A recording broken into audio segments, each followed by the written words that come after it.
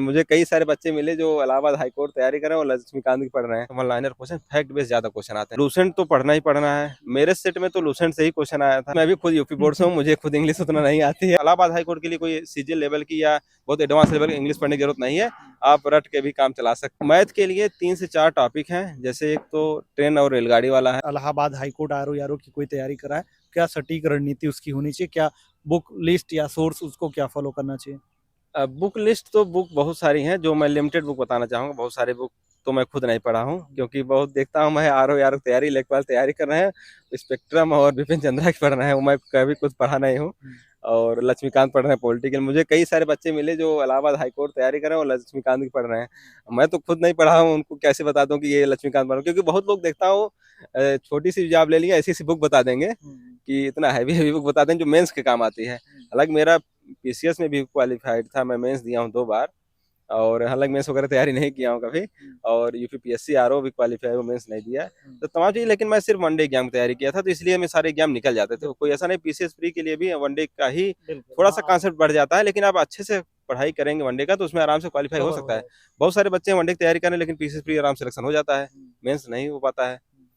तो पढ़ने के लिए अगर ये रणनीति अपनाया जाए तो इसमें वन लाइनर ज़्यादा से ज़्यादा इंपॉर्टेंट होता है। One liner question, fact based ज़्यादा क्वेश्चन आते हैं। कोई अगर आप इसका रीजनिंग से स्टार्ट करते हैं, रीजनिंग की देखेंगे आप, बहुत क्वेश्चन नॉर्मल आता है, एकदम सिंपल सिंपल क्वेश्चन आते हैं। उसके लिए SSC previous year question practice करना है। कंप्यूटर की बात आएगी, लूसेंट तो पढ़ना ही पढ़ना है। मेरे सेट में तो लूसेंट से ही क्वेश्चन आया था, और भी तमाम एग्जाम सेट में आया था लूसेंट से। लेकिन उसके साथ में 1-2 बुक और रखना चाहिए, क्योंकि लूसेंट काफ़ी जो है, लूसेंट कंप्यूटर की मैं बात कर रहा हूँ, लूसेंट बुक वैसे नहीं सामान्य अध्ययन की, सिर्फ और सिर्फ कंप्यूटर की। तो लूसेंट कंप्यूटर करने से, और एक साथ परीक्षा मंथन ले लें या अदर कोई भी एग्जाम बुक ले लें, कम से कम 2 बुक जरूर कवर कर लें। और जैसे हिस्ट्री हो गया, कोई भी वन लाइनर बुक पढ़ लें, महेश कुमार बर्णवाल है, लूसेंट है, लेकिन ऑब्जेक्टिव क्वेश्चन प्रैक्टिस ज़्यादा से ज़्यादा कर लें। और पॉलिटी के लिए तो लूसेंट सफिशिएंट है, पॉलिटी बहुत नॉर्मल क्वेश्चन आते हैं। लूसेंट में पॉलिटी वाला सेक्शन हाँ हाँ हाँ। और ऑब्जेक्टिव क्वेश्चन प्रैक्टिस ज़्यादा से ज़्यादा करें। ये सब चीज़ें अगर एक बार कहीं ना कहीं आप पढ़े ही रहते हैं, कोई ऐसा नहीं है कि एक बार पहली बार स्टार्ट कर रहा होगा, सब कहीं ना कहीं किसी कोचिंग थ्रू पढ़े होंगे, नोट्स बनाए होंगे। अगर नोट्स वगैरह बना लिए हैं तो अब आपको सिर्फ और सिर्फ वन लाइनर बुक ले लीजिए। यूथ की आती है, परीक्षा वाणी की आती है, किरण की आती है, तमाम बुकें आती हैं। लूसेंट आती है वो सफिशिएंट नहीं? नहीं, लूसेंट के साथ कोई एक और बुक करना पड़ेगा, क्योंकि कई क्वेश्चन उसमें मिसिंग या अपडेटेड नहीं है, तो तमाम क्वेश्चन और ऐड हो रहे हैं। तो कोशिश करना चाहिए 2 बुक रखना चाहिए, एक बुक कंप्लीट करें, उसके बाद दोबारा बुक पढ़ें, उससे जो इधर छूटा है उसमें कवर हो जाता है। तो ये सब चीज़ें अच्छे से पढ़ें और रिवीजन ज़्यादा से ज़्यादा करें, तभी से। इंग्लिश वाला जो सेक्शन होता है काफी लोगों के लिए हाँ, दिक्कत करता इंग्लिश मैं भी खुद यूपी बोर्ड से हूँ, मुझे खुद इंग्लिश उतना नहीं आती है। जो बातें हैं वो सही हाँ, चीज़ है। मैं ऐसा कोई नहीं कि बहुत आपको हाइपोथेटिकली बता दूँ ऐसा पढ़ना था वैसा पढ़ता था। सीजीएल भी निकाला, सीजीएल से निकाला, लेकिन मैं वही स्ट्रेटजी अपनाता था कि सिलेक्शन कहाँ से हो जाएगा। जैसे रटने वाली चीज़ें, अब हाई कोर्ट की बात करें, इसमें ओकैब सेक्शन ज़्यादा आता है, 50-60% ओकैब ही आता है, या 70% तक ओकैब आता है। ओकैब रटने वाली चीज़ें, आप वन वर्ड सब्स्टिट्यूशन, जो वाक्यांश के लिए सब हिंदी में बोलते हैं, इडियम फ्रेज हो गया, मुहावरे जिसे बोलते हैं, और स्पेलिंग एरर एक आता है, और सिनोनिम एंटोनिम आता है। ये सब चीज़ें जो आप कर सकते हैं वही, और जो एसएससी के एमटीएस या सीएचएसएल लेवल के हैं, बहुत ज़्यादा टफ लेवल के भी नहीं करना चाहिए। इसको करना काफ़ी आसान है। हाई कोर्ट की इंग्लिश तो काफ़ी आसान है, बस थोड़ा चीज़ें सीक्वेंस वाइज करना है। एक तो आपको ओकैब सेक्शन कर लेना है, 50-60% यहाँ से कवर हो जाएगा। आप पैसेज कर लेंगे, पैसेज कर लेंगे, आपका 1 या 2 पैसेज आएगा। अगर अभी और आगे डिस्कस करें कितना नंबर की इंग्लिश की पॉसिबिलिटी है, तो पैसेज की बात कर दें, पैसेज हो जाएगा।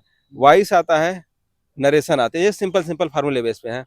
अगर इतना चीज़ें आप कवर कर ले जाएंगे तो बहुत ज़्यादा ग्रामेटिकल पढ़ने की जरूरत नहीं पड़ेगी, जिसमें बच्चों को कन्फ्यूजन होता है।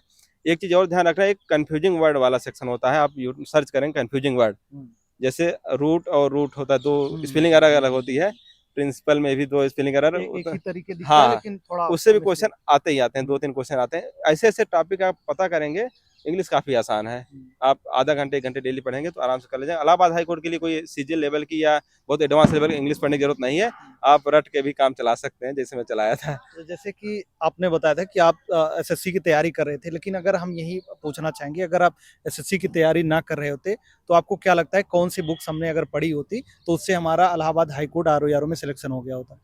अगर इंग्लिश की बात करें तो आपको एसएससी प्रीवियस ईयर क्वेश्चन की बुक लेनी चाहिए, उसमें वन वर्ड याद करने चाहिए, इडियम याद करने चाहिए, और स्पेलिंग एरर याद करने हैं, और आपको कंफ्यूजिंग वर्ड और सिनोनिम एंटोनिम जितने क्वेश्चन आए हुए हैं किसी भी पब्लिकेशन, किरण की ज़्यादा दिखती रहती है बुक, किरण की हो गई, तमाम बुकें हैं, अब तो उतना याद भी नहीं, पहले से तैयारी करता था याद थी, किरण हो गई, एमबी हो गई, ब्लैक बुक हो गई, लेकिन किरण ले लें बेटर है, किरण बेस्ट रहेगा। आप पीवाईक्यू प्रैक्टिस कीजिए और बहुत ज़्यादा है भी नहीं, आप वन वर्ड देखेंगे 1000 के आसपास वन वर्ड है, 20-20 याद करेंगे तो आराम से वही सारे रिपीटेड क्वेश्चन कई बार आते हैं।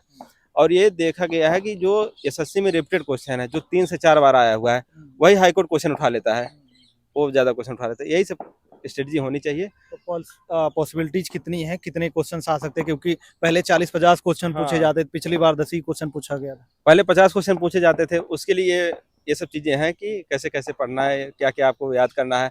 अगर 10 क्वेश्चन पूछे जाते हैं तो उसमें बहुत ज़्यादा चीज़ें नहीं है, आप 10 क्वेश्चन के लिए बहुत ज़्यादा इतनी मेहनत करने की जरूरत भी नहीं है। नॉर्मल जो उसके लिए मोस्ट रिपीटेड वर्ड करके एक ब्लैक बुक में दिया है सेक्शन, जो एसएससी में आता है, उतना कवर कर लेंगे, 2-250 है, जो कि एसएससी में मोस्ट रिपीटेड के नाम से आता है, जो कम से कम 5 बार 6 बार आया है, 4 बार आया है, उतना कवर कर लेने से हो जाएगा। लेकिन इस बार देखा जाए तो पिछली बार क्या हुआ था कि इसकी इंग्लिश ज़्यादा वीक थी, या अच्छा एक चीज़ और बता दूं, बहुत लोग पूछते हैं कि इंग्लिश में ही काम करना पड़ता है क्या वहाँ पे, याद आ गया। तो ऐसा कुछ नहीं है कि आपको इंग्लिश, आपका सिलेक्शन हो गया, आप कैसा भी रहेगा वहाँ आप सब सर्वाइवल होते हैं, सरकारी नौकरी कोई प्राइवेट नहीं आपको निकाल देगा।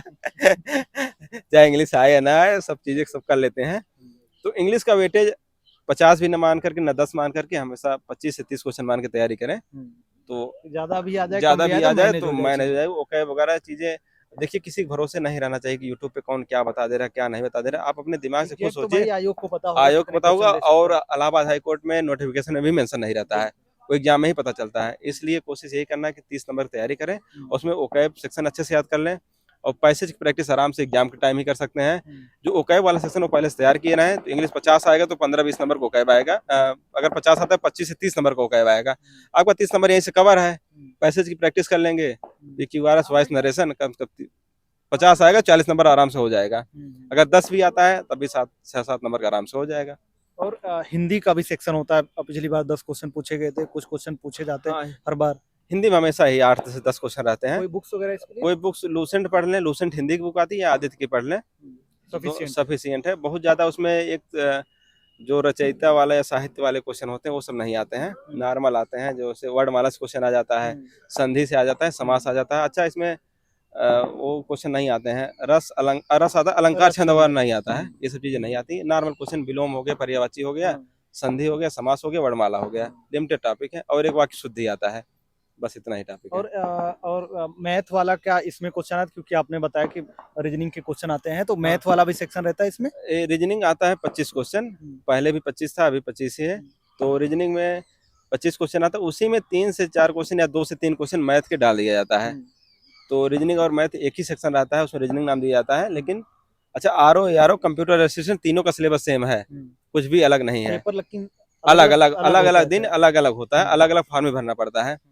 तो मैथ के लिए 3 से 4 टॉपिक हैं, जैसे एक तो ट्रेन और रेलगाड़ी वाला है, इतने सेकंड में ट्रेन पार कर रही है, कितने सेकंड प्लेटफॉर्म पार कर जाएगी, एक टाइम वर्क कर लें, और एक औसत कर लें, एवरेज। लाभ हानि कर लें, सिंपल वाले। प्रॉफिट लॉस से वो जो छोटे छोटे क्वेश्चन आते हैं, 10 बुक बेचने पे इतना हुआ, इतना बुक बेचा कितना, यही 4-5 टॉपिक कर लें तो उनका 2 से 3 क्वेश्चन आता है, आराम से निकल जाएगा। कोई बहुत ज्यादा एसएससी के नहीं पढ़ने लगे तो यही सब चीजें प्रॉब्लम करती हैं, लोग एडवांस में करने लगते हैं, एसएससी के मैथ पढ़ने लगेंगे, और एसएससी के भाई सिलेबस तो एसएससी का बहुत बड़ा है, हाँ, बहुत सारा मैथ का चैप्टर है। अब कोई ऐसा तुम पढ़ाता भी नहीं है कि ये सिर्फ हाई कोर्ट के लिए या सिर्फ नॉर्मल की, जो ये पढ़ाएगा वो तो पूरा सिलेबस पढ़ाएगा। अब बच्चे मैं कई देखा हूँ कि एसएससी का इंग्लिश का बैच ले लिए हैं, उसमें इतना ज्यादा इंग्लिश करा रहे हैं, प्री मेंस, उसमें तमाम चीजें, उतना कुछ करने की इसमें जरूरत ही नहीं है। ये सब तमाम चीजें हैं।